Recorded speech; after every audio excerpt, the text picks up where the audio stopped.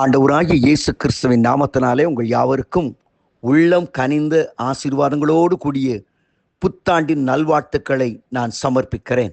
ஆண்டவராகிய கர்த்தர் தம்முடைய கிருபையினாலும் தம்முடைய இரக்கங்களினாலும் ஐஸ்வர்யத்தினாலும் சகல ஆசீர்வாதங்களினால் உங்கள் இல்லங்களையும் உங்கள் உள்ளங்களையும் நிரப்புவாராக.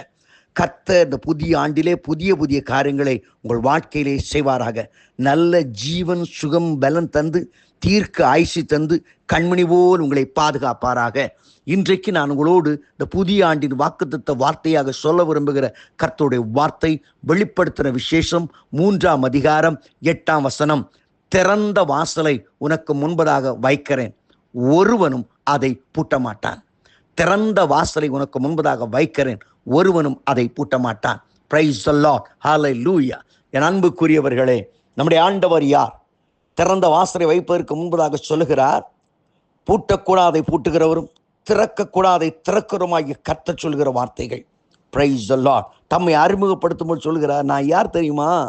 நான் ஒரு காரியத்தை செய்ய நினைச்சிட்டேன்னா திறந்துட்டா திறந்துதான், பூட்டுனா பூட்டுனது தான், அதை யாராலும் மாற்ற முடியாது. அந்த ஆண்டவர் சொல்லுகிறார், திறந்த வாசலை உனக்கு முன்பாக வைக்கிறேன். Praise you, praise you, praise you. Thank you my Lord Jesus, hallelujah. உமக்கு நன்றி செலுத்துகிறேன். இன்றைக்கு ஆண்டவருடைய வார்த்தையை கேட்கிறேன். அன்பு பிள்ளையே, அருமையான தேவனுடைய சபையே, உன்னை பார்த்து நான் சொல்லுகிறேன், திறந்த வாசலை கர்த்தர் வைத்திருக்கிறார். இந்த புதிய ஆண்டில் பிரவேசிக்க போகுது இதுவரை கடந்த வழிகள் அல்ல, புதிதும் ஜீவனுமான ஒரு மார்க்கத்தை கர்த்தர் உனக்கு கொடுத்திருக்கிறார். எந்தெந்த காரியங்களை தயக்கத்தோடும் கண்ணீரோடும் வேதனையோடு வந்தாயோ, அன்று கண்ட எகிப்தியனை இனி ஒரு காலம் காண்பதில்லை என்று சொன்ன போல அவைகளை காண முடியாதபடி தேவன் பலப்படுத்த போதுமானவராய் இருக்கிறார். ஆம் அருமையானவர்களே, கர்த்தர் ஒரு வாசலை உனக்கு தர போகிறார். God is going to open a new way for you. God is going to open a new area for you. உனக்காக ஒரு திறந்த வாழ்க்கை, ஒரு திறந்த அனுபவத்தை கர்த்தர் தர விரும்புகிறார். என்னோடு சேர்ந்து சொல்லுங்க, எனக்கு ஒரு திறந்த வாழ்வு, எனக்கு ஒரு திறந்த வாழ்வு, எனக்கு ஒரு திறந்த வாசல், எனக்கு ஒரு திறந்த வாசலை கொடுத்தபடினா ஸ்தோத்திரம், ஸ்தோத்திரம், ஸ்தோத்திரம் என்று ஆண்டவரை துதித்து பாருங்கள். ஹல்லேலூயா. யாருக்கு இந்த வாக்குத்தத்தத்தை கொடுக்கிறார்? அதான் ரொம்ப இம்பார்ட்டன்ட்ங்க. பிலதெல்பியா என்கிற ஒரு திருச்சபைக்கு 7 திருச்சபைகளை குறித்து வெளிப்படுத்துகிற விசேஷத்திலே ஆண்டவர் சொல்லி கொண்டு போகிறார். அதில் 6வது திருச்சபை தான் பிலதெல்பியா திருச்சபை.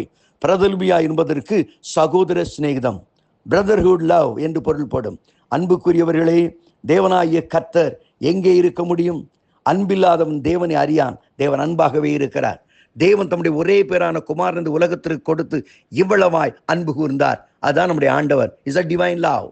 ஆண்டவர் ஒரு மேல அன்பு வைத்து விட்டால் அதை நேரத்துக்கு நேரம் மாற்ற முடியாதுங்க. சில டைமுக்கு மாற்றுவாங்க பார்த்தீங்களா, அப்படிலாம் கிடையாது. சீசனுக்கு மாற்றுவாங்களா, அப்படிலாம் கிடையாது. ஆண்டவர் ஒருவனை நேசிக்க ஆரம்பித்து விட்டால் அந்த அன்பை யாராலும் பிரிக்க முடியாது.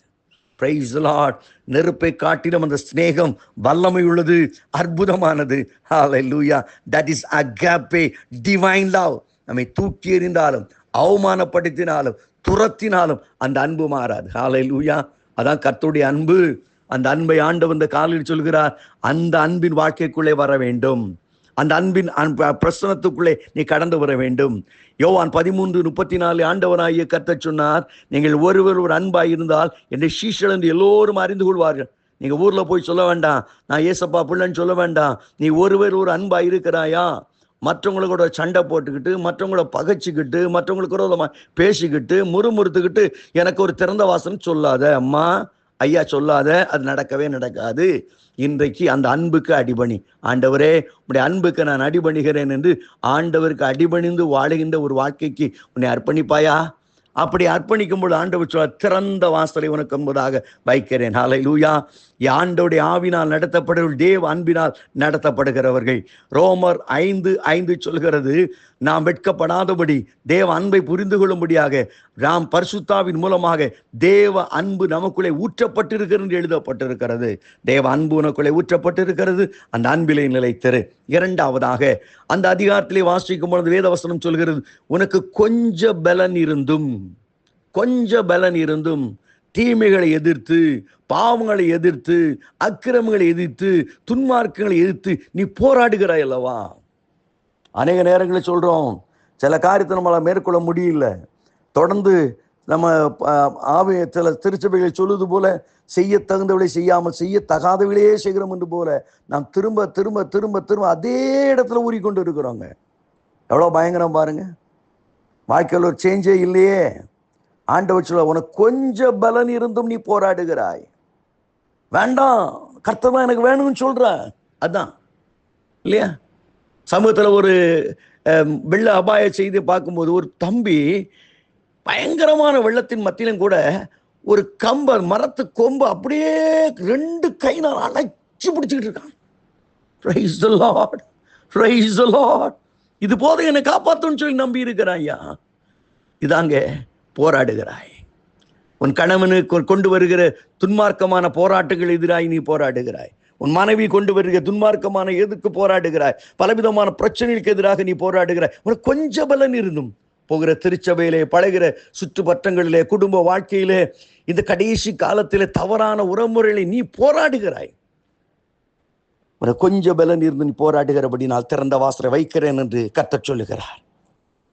அந்த திறந்த வாசல். பாவத்தோட பாவமா போறியா, உலகத்தோட உலகமா போறியா, உனக்கு திறந்த வாசல் கிடைக்காதுமா. அது எதிர்த்து போராடு. அழகா எபிரேயன் சொல்கிறான், பாவத்துக்கு எதிராக போராடுவதற்கு நீங்கள் இன்னும் ஒருவரும் ரத்தம் சிந்தவில்லையே.